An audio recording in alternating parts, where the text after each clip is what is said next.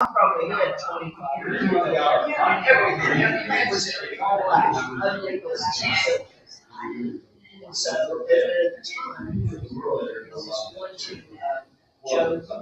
Good afternoon. Good afternoon. Welcome to Lunch with Books. Sorry we don't have a 70s party today. I'd like to have one every week. And just kind of live there. But this Thursday at 7 p.m., Manami will be back to talk about calligraphy in our People's University program. If you want to learn, we learned origami last week. And then next Tuesday, the gentleman's name is Anthony Viola, and his book is called All Lives Begin with Truth, and it will be the launch of the Wheeling Reads, the new Wheeling Reads series. So we'll announce the book and everything like that. So most of you have met Sensei Manami previously, but she is at West Liberty and is here in the States to teach us about Japanese culture. So here she is, Manami Kawazoe. Hello. Yeah. As she mentioned, I'm Manami Kawazoe. If it's too difficult to pronounce, just call me Mana. Yeah, thank you. I'm from Japan, and I work for West Liberty University as a Japan outreach coordinator. So I visit schools and libraries or some organizations to do some activities like this, or give a presentations about Japanese culture. So thank you for coming today. And today I'm going to talk about this book called Mottainai Grammar. Mottainai Grammar. And firstly, I'll just show you today's agenda. I'm going to introduce this book, and I'll read this book, and I'll ask you how did you feel, and I'm going to talk about Mottainai culture in Japan, and talk about something eco-friendly, and I'd like to introduce some Japanese culture called furoshiki. Okay, so today I'd like to ask you many questions, maybe more like discussion style, so please be ready for that. And yeah, this book is very famous in Japan. So it's like more than 1 million copies, which is great in Japan. And also they they made the English version as well, and some like Chinese version or Korean version. So it's famous for international as well. And it was published in 2004. And this is children's book, children's picture book, but also for adults. Like it's important to remember something easy to forget in our lives. So it's good to read as adults too.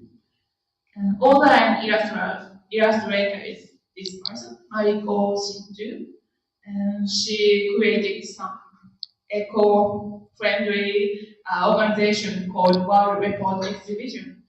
This is about like climate change, the program of forest and animals, and shortage of food, water, wood, child flower, something like that. So they support these programs. Yeah. And she's the author and also illustrator. And she has a lot of books, not just this one, but this is the most popular one.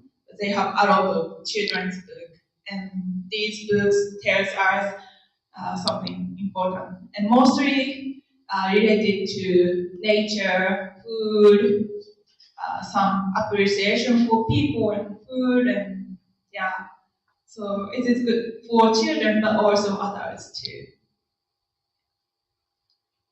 Okay, so yeah, let's read first, and then I ask you how you felt.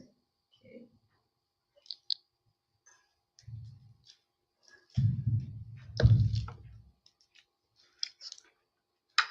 Oh, firstly, please let me read the author's message in the first page. This is the message from author. Mottainai is the so-called Japanese word to think about gifts that come come from nature or the people who make our products. The words that best describe what Mottainai means are what a waste and do not waste. It refers to a situation in which something of value is being wasted or used without careful consideration. One day I was asked by my son, what do you mean by Mottainai? I wondered how to explain this word. There are some Japanese words that cannot be translated into English, and Mottainai is one of them. As the matter of a fact, it is difficult to explain even in Japanese. That is why I started to think about making this picture book. Living in a rich material world like Japan, where food and products are fully supplied, it is hard to find situations in which children can understand the meaning of this word. I hope that children will have a concrete and clear image of the meaning of Mottainai. After reading this book, it contains wisdom and interesting ideas which should help them to better understand what Mottainai really means in their everyday life. It is fun to learn about Mottainai situation with love and compassion, making us mindful to cherish things. Mariko Shindu. So let's start reading the actual story, Mottainai Grandma.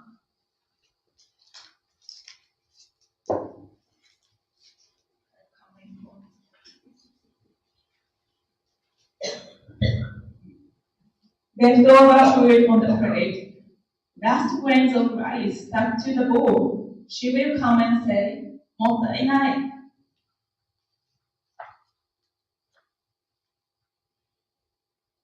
So much food left. Mottainai. May I eat? Munch, munch. Gulp, gulp. Lick, lick.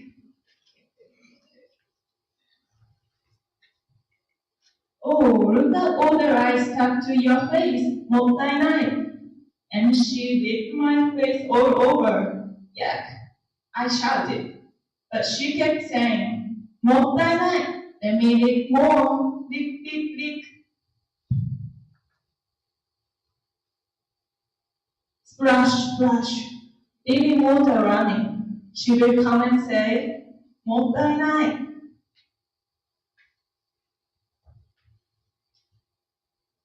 One cup of water is enough. Don't waste it. Mottainai.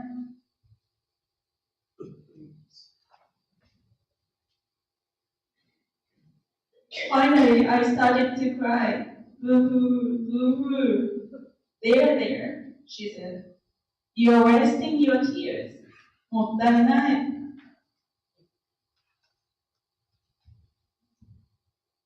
Pieces of paper crumpled up. She will come and say, Mottainai.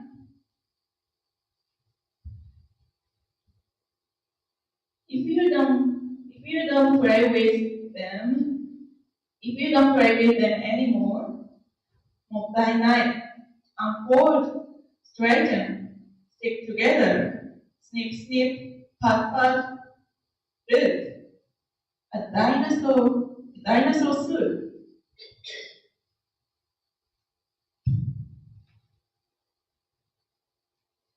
If she finds unused short pencils, she will come and say, Mottainai.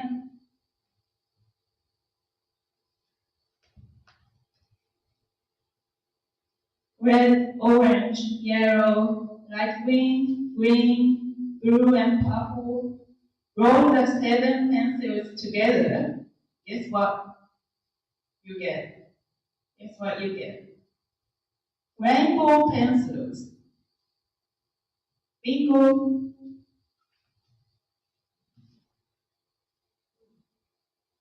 When I throw away mandarin peels, she will come and say, Mottainai. Dry them in the sun, put them in the bathtub. Mandarin Mandarin fields will make you feel so good. A warm and sunny Mandarin bath.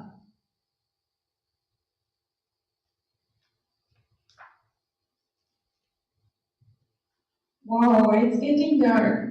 I count the light. Count the light.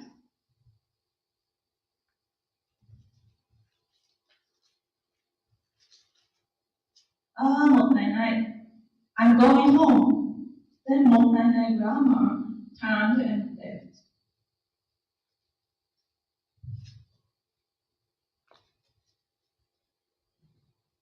I don't count the light of the night.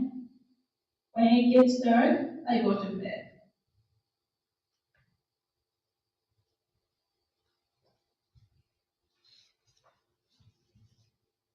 Mottainai, Mottainai. Are you sure you are not doing anything, Mottainai? And it says Mottainai was introduced at the United Nations as an eco-friendly word by Honorable Professor Wangari Maathai of Kenya, who received the Nobel Peace Prize in 2004. Mariko Shinju. Thank you. I'm gonna pass through this book, so please look at inside and pass to the next table.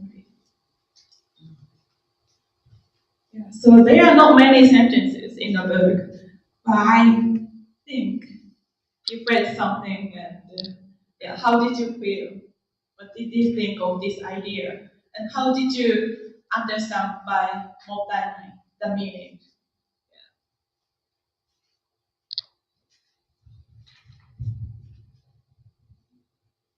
Well, I needed a microphone. The first thing that popped into my head as you began was the old saying we have in America: waste not, want not. I'm not sure if Ben Franklin came up with that in his Overton's Almanac, or he stole things from everybody. But the old thing that we used to have. And make do, do without, wear it out. Back in Maine, they used to say, make do or do without. And we had all kinds of sayings.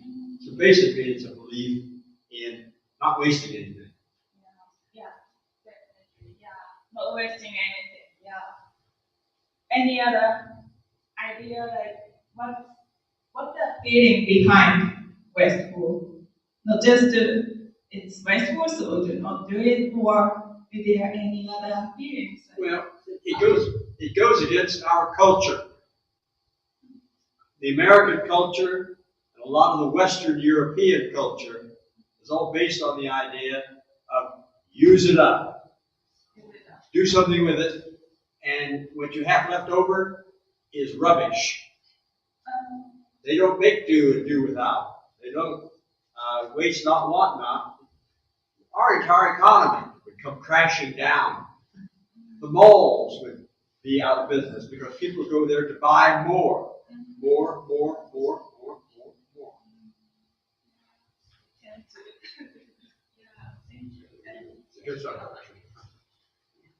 Like he mentioned, as far as not wasting stuff, but I think the grandma was also trying to inspire creativity to her grandson. From using recycled paper for the dinosaur costume, reusing the mandarin peels and that. I don't know, that's what I was thinking, but yeah, she said, yeah, this is a lot of tips include how to use it again. I'm wondering if there's a generational difference because people in the United States consuming it. Oh, I said, I'm wondering if there's a generational difference in Japan and as in the United States. It's a grandma who's saying don't waste, don't waste. And my parents, and I'm sure many of the parents of my age in this room, came out of the Depression. We did not waste anything. We saved things, we saved them because someone in the family might need them. Now, I'm afraid that's considered hoarding today, and I'm guilty of it. And I find that the young folk in my family, when they get married, when they set up housekeeping, they don't want any of the older stuff. So it's a big generational difference. And of course, those of us who had parents who came through depression are on our way out. So is there a generational difference in Japan between saving and conserving and throwing things away? Yeah, we have the same idea, right? Yes, there are some generation differences, and this grandma's generation. My grandma, when my grandma was little, there was a World War II, and it's really a tough time. And so, grandma generation, a little getting more older than grandma's generation, but young people don't think about this so much as my grandma's generation do. So it's also generation differences, definitely in Japan too.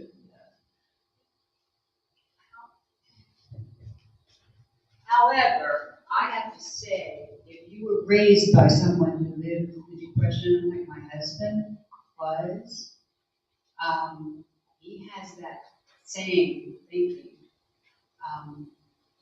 In our neighborhood, when someone needs something, they say go see Roger, and he can come up with, if it's a ladder, if it's a dolly, if it's a screwdriver, he's got it somewhere in his stash.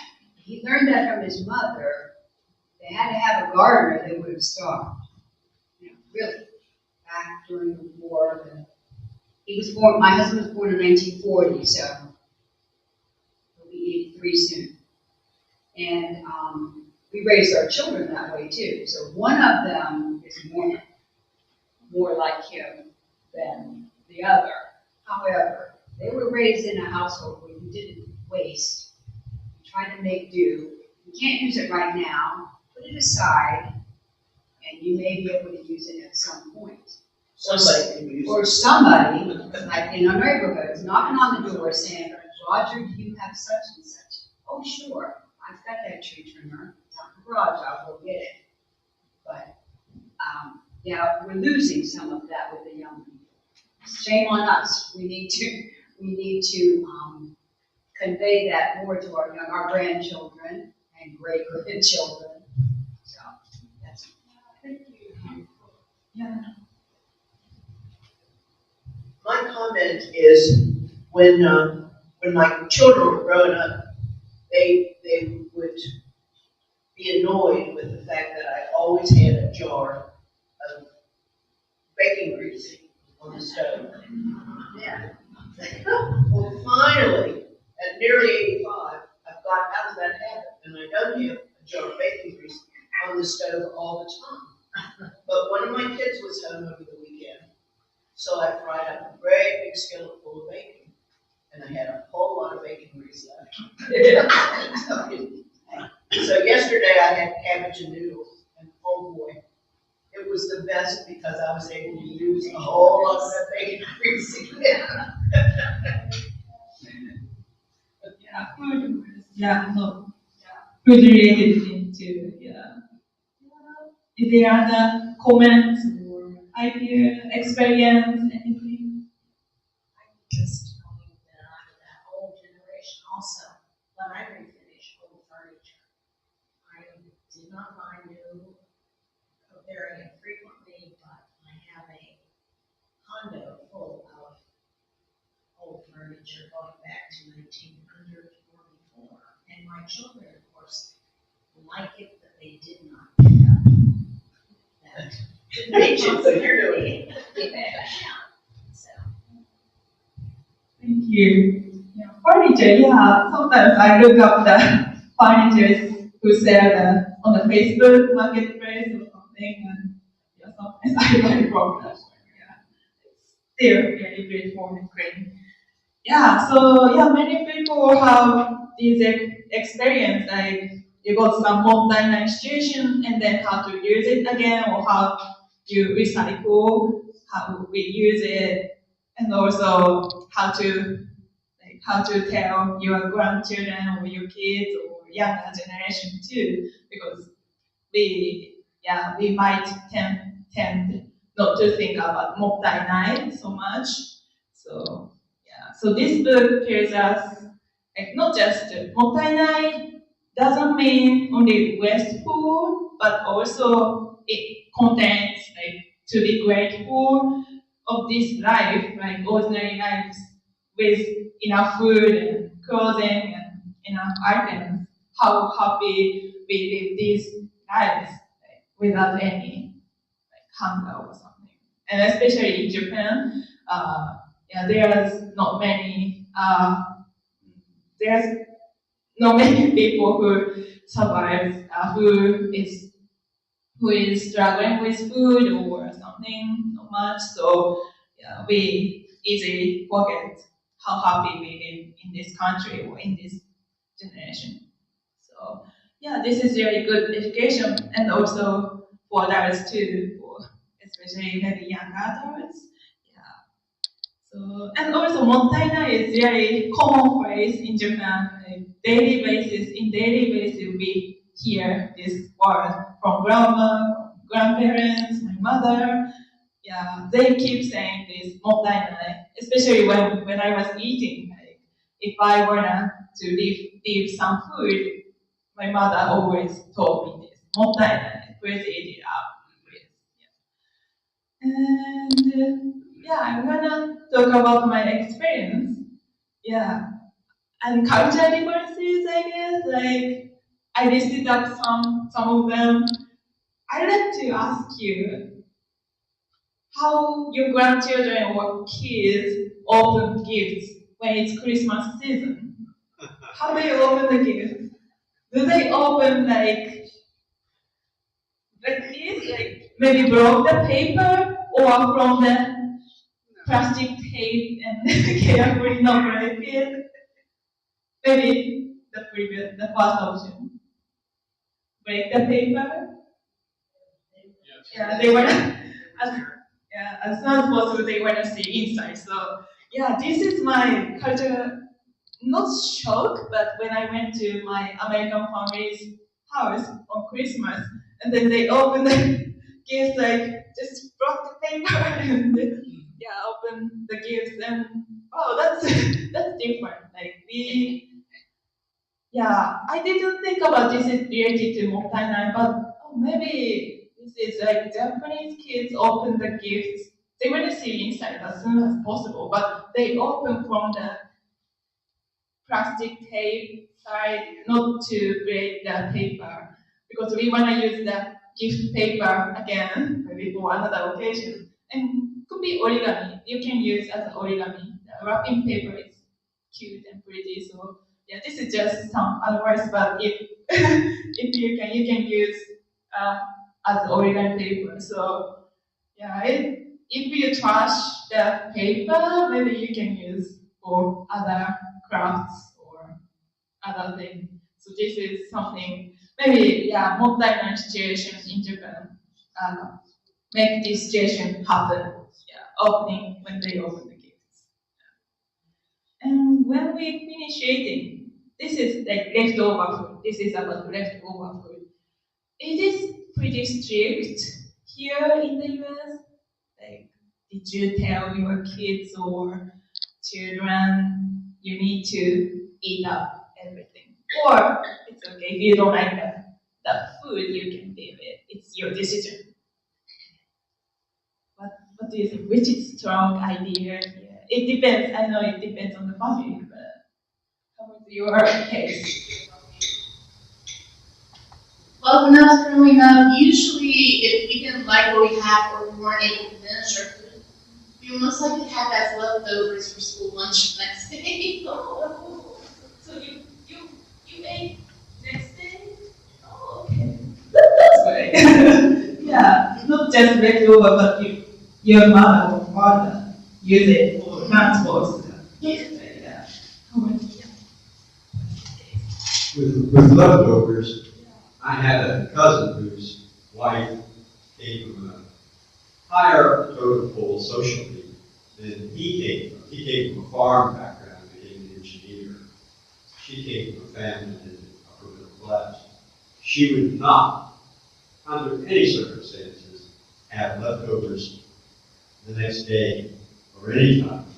When it was finished, it was in the garbage. Next day with brand new stuff. She would not have any leftovers. Never. Yeah, it really depends on the family. Yeah, that's true. Yeah, my parents not too strict. I don't know, I didn't have many dislike food, so I didn't have much experience that parents said like you need to eat that or something. But I heard from my friend that my friend couldn't stand up from the chair until she ate everything.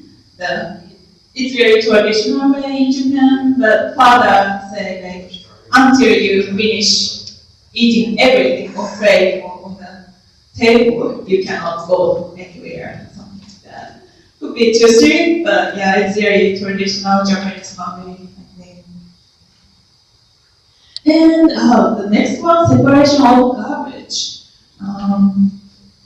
I put that photo, it's really small, but basically the orange circle is recyclable plastic. You will find this poster in the apartment in the city. Like if you live in the Japanese apartment, you will find this poster on the wall. And this is about like how to separate your garbage. And you need to separate recyclable plastic or recyclable items or like something you can burn or something you cannot burn.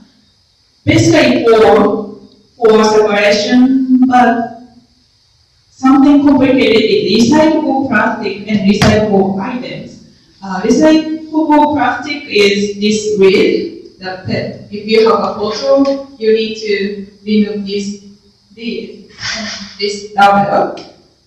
And these two should be recycled plastic. And this bottle itself, the clear part, should be recycled item. So in one item, you need to separate each pieces sometimes. So it could be a little complicated if you live in Japan or just in Japan.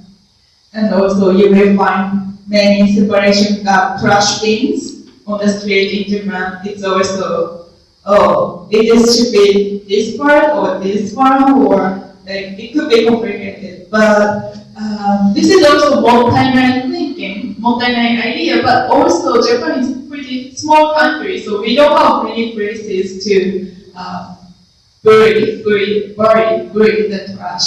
Like, I heard in the US, you have a lot of places to bury the trash, and you can put into the dirt in the space, but in Japan we need to recycle or like we need to find a way how to do the garbage. It's a lot of garbage, but we don't have space to trash it, so we needed to come up with this idea. Also, I just have a question. In Japan, is there a problem with littering in Japan, where people just throw things on the ground? We have a problem here with that. And I belong to a couple organizations, and we go out periodically and pick up trash that other people throw out their car windows, which is just unbelievable. So you have that problem in Japan also. Little bit, we have that problem a little bit, but not that big problem here. Like, yeah, people say Japan is cleaner than other countries, so I believe, yeah, Japan is pretty clean. And talking about the trash or something, recently I went to see the baseball game, and then I was surprised. They trashed the trash on the chair, under the chair, and it's not like wood or something. They can do it. And then after cleaner workers come, they're gonna pick up them. So it's not about wood or something, but it's the tradition here. And yeah, well, it never happens in Japan, so it's just cultural difference. but also program too. I have a daughter in San Francisco. They separate their garbage. You have a paper container, a plastic container, and a garbage container. And when you are in their kitchen, it's trying to figure out which one of these you put whenever you have them. And then they have huge garbage cans down in their garage that go out 1 day a week, and you have 1, 2, and 3. And God forbid, if you put it in the wrong place or the wrong, what happens? You get your hands. No, it is very funny when you have the smaller containers, and you have to figure out or find colleague and say, okay, where do I put this? But they are very, very adept at doing this. Right, it's good to know San Francisco. Yeah, I have the city is pretty strict about separating of it. Yeah. We live outside the city, country area. Every day we can go out and pick up bottles, cans, paper that people just throw out of their cars as they drive down the road. It sounds so serious here. One of the most amazing experiences I've had, particularly in a stoplight situation like there is at Washington or Mount Deshawn Road on Nashville.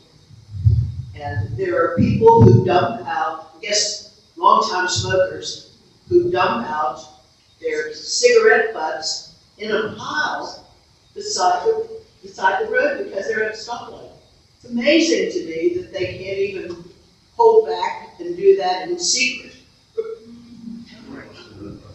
Yeah, cigarette is serious problem in Japan too. Yeah, smoking and then they finish just trash on the street. And, some people say you shouldn't do that. Some brave people see if they see the situation, they sometimes say, oh, you shouldn't do that. You shouldn't just take it home. One thing that we find, and it's disturbing to find it, is empty beer cans and empty beer bottles, which means they've been drinking that while driving. Yeah. Scary, yeah. Alcohol. Are there many policemen who check the drinking or not, if they are drinking or not on the street? Not many.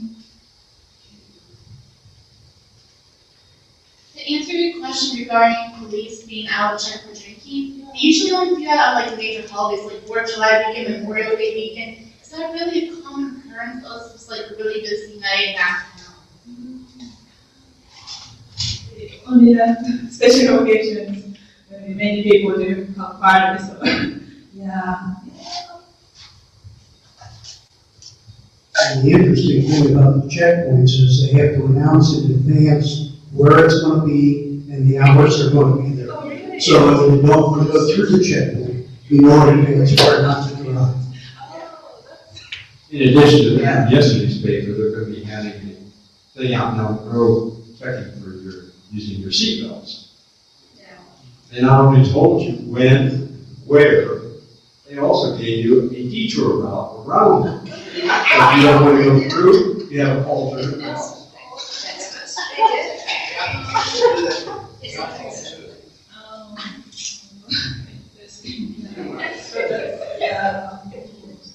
The notes there, we can.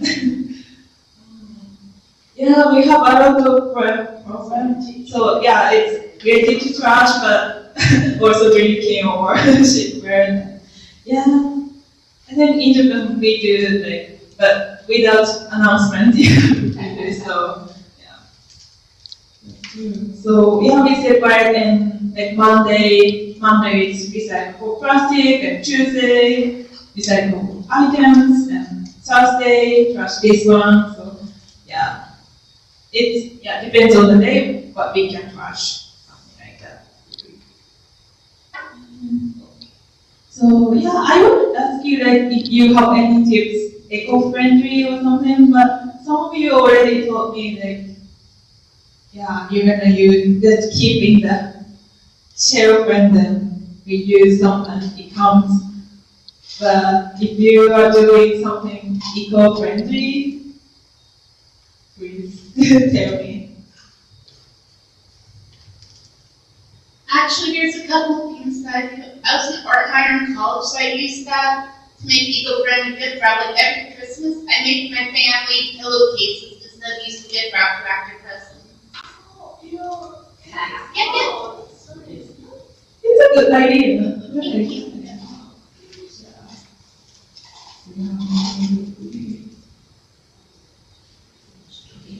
So I came up with some ideas and oh yeah, as I mentioned, wrapping paper could be origami paper. Yeah. 2 weeks ago, last week I did some origami workshop. So yeah, please use the origami paper. Please use the wrapping paper as origami paper. It's really, yeah, here you have a lot of cute wrapping papers, so it's definitely good for origami crafts. And also tissue box, yeah, I think this is very good material for crafts. So if you have any younger kids, younger children, this is really good. You can make something like this, like animals. If you search with the tissue box craft, there are a lot of ideas shows up on the website. So it's really easy to start.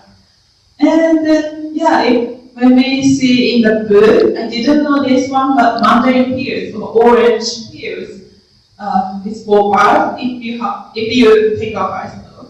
But also if you dry the peels, it could be still useful for food. You can eat.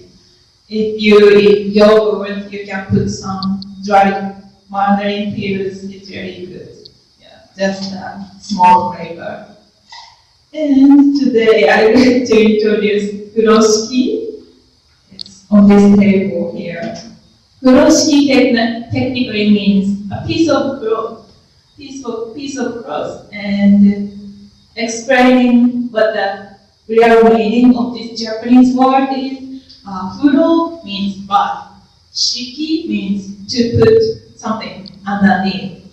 So in the past, long time ago, they used these kind of clothes when they carry their clothing when they go to public bath, and they change the dress on the clothes. It's like this in this photo. They carry things to the public bath, and then they change the dress on the clothes. But since then, they started using this clothing for anything, like gift wrapping or carrying things. Or this is really modern style, but we started using as a bag or fashion item, like scarf, something like this. This is really modern, and we have a lot of patterns recently. We have traditional like kimono-rich patterns, but also we have some modern style patterns as well. Yeah, these things. And how to make a knot is very easy. It's very easy. If you use the one side, it's called hitotsu musubi knot. On the top one, you can just tie it. Like in this photo, there's no difficult skills. You don't have to practice. It's just tie them as you do. Yeah. And also, if you do two side tying style, it's called musubi knot. It's on the bottom. You can tie it together. This is also doesn't need any special skills. You can just tie twice, and then it makes it stronger. So yeah, I'm gonna give each of furoshiki wrapping each table or two on each table. So yeah,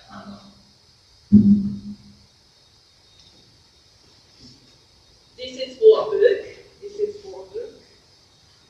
Something like this you can carry, and this is big gift.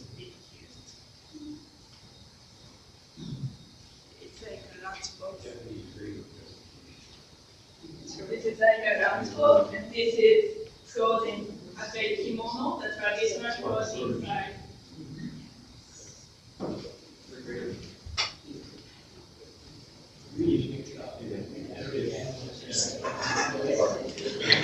Bento style, this is wine bottle.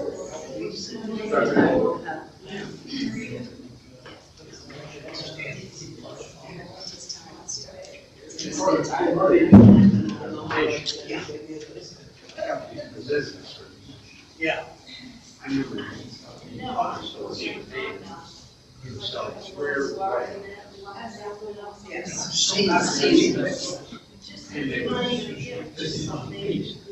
Because the farmer raises it,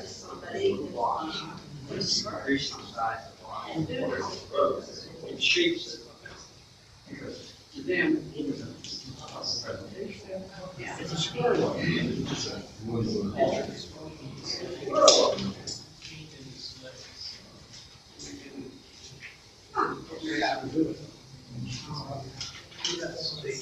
Yeah, this is the.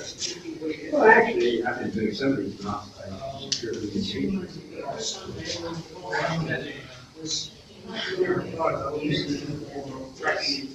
Well, yeah, I gave up that. Now I bought a sack. Yeah. The gift sack. Tissue. They just take the tissue paper out, take the gift out.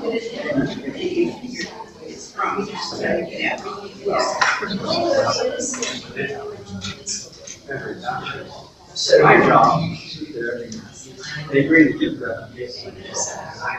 All you need is a piece of cloth. Normally it's square, beautiful square would be better.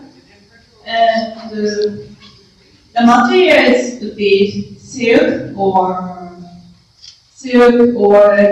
chemical fiber, polyester, nylon, something like that. And also cotton. Cotton is also useful. It doesn't have to be like something made in Japan or something. You can find something at Walmart or Kroger. As long as it's square, you can use it. So maybe this year's Christmas, we can use this one, and this year it's reusable. You can use it again and again, and the who receive the gift, they can use it again. It doesn't have to be like wrapping. You can use it for handkerchief or something. Anything you came up with, you can use it without paper. If you use a paper, it could be origami. So something I go please try it. You can open the wrapping now. You can open the wrapping and try the maybe mamusuri no.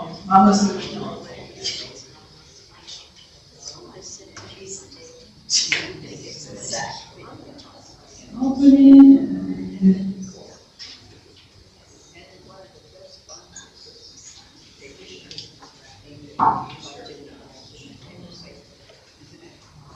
Or anything you can try in the instruction. There are some instructions. Something for food, something for bottle, something for bento box, lunch box. Anything you can try.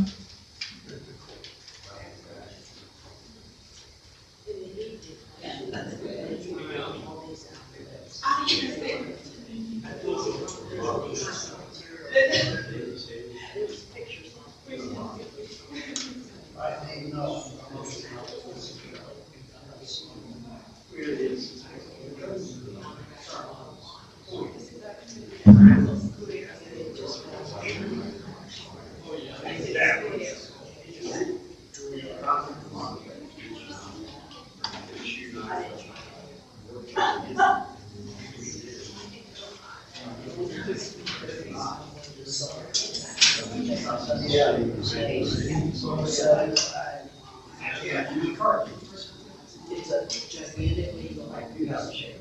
Stand. They had to sleep.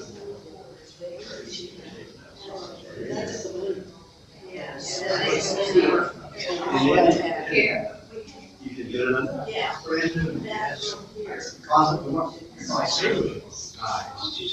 No, like a PhD. Like a not your shoes. Go in.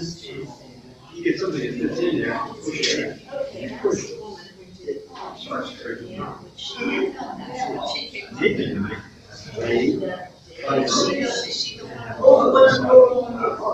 Oh, yeah. She did. She was about.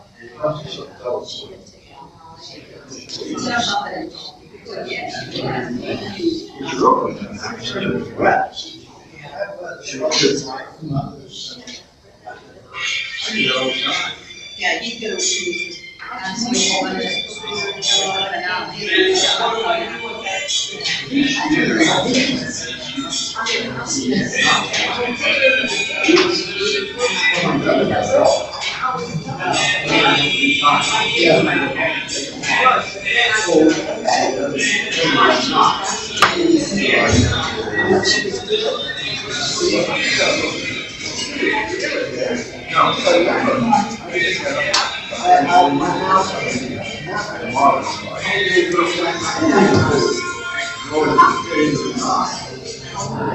Work it in.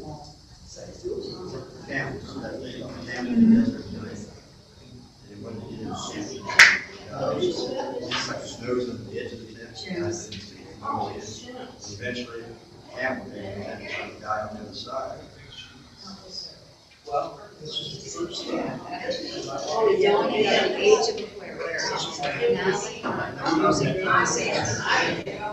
Now you There's a lot of stuff. And I tried all that. And some of these are going to take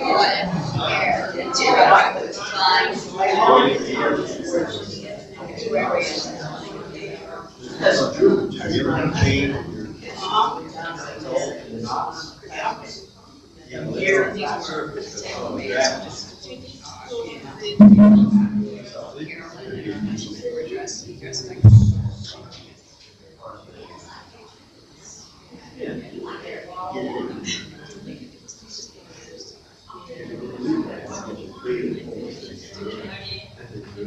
Eventually, you know, change. Go on.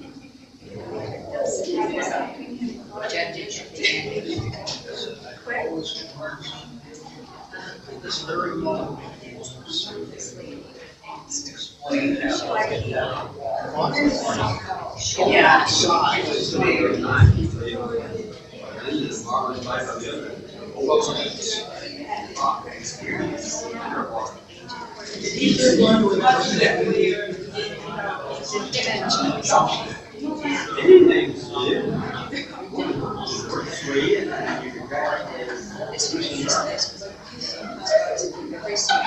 Yeah. Well, shelter.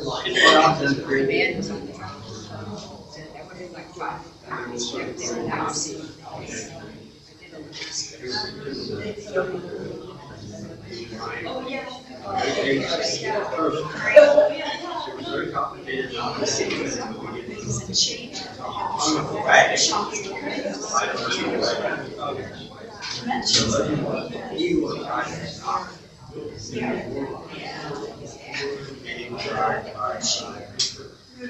I know the great thing is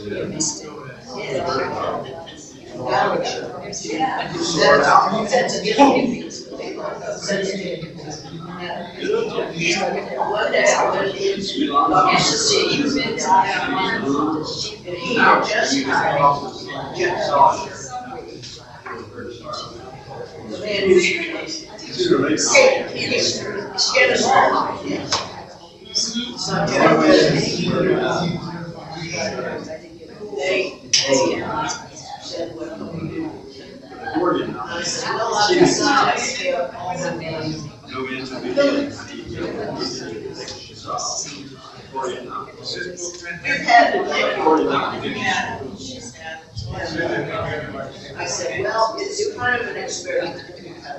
I gave a feeling that the reason I I'd love to be able to Thank you very much. And now I just told me, maybe. They Japanese people often bring this handkerchief, like small handkerchief. But I realize here there are many paper towels in the restrooms, but we have it too in Japan. But less, like, we don't have many paper towels in the restrooms, so we often bring these handkerchiefs. Yeah, it's also very eco-friendly. But also a hand dryer. Without paper towels, we use a lot of hand dryer in the restroom. But during the pandemic, they stopped it. But, yeah. So this was really useful. And there are many, many kinds of this size handkerchiefs. Yeah. So they wash it, so they're not, you know, thrown away, they're washed or drying your hands. For drying, yeah. Yeah, yeah, they carry their own. After, Oh, after washing. maybe, I don't know about that. But it's also some family told the children you need to bring handkerchief all the time to school or school to company. My mother can take me. Sometimes I forget to bring it. Yeah. I just learned that somebody, she didn't really know what it was, and she happened to be in Japan, and she brought me a scarf and this, and I said, oh, I love this, because it's just the right size, and especially in the summertime, but you have your own hands, you know, how to dry on. Then you take it home and wash it. It's you just carry it in your purse like a handkerchief. Yeah. And then, yeah, you wash it here, like clean. And this seems to be very long, the one that I thought We use our clothes. Yeah, thank you very much. It's pretty much it, but last time, if you have any question about Japan, Japanese language, or life in Japan, anything, any questions, just let me know. Raise your hand.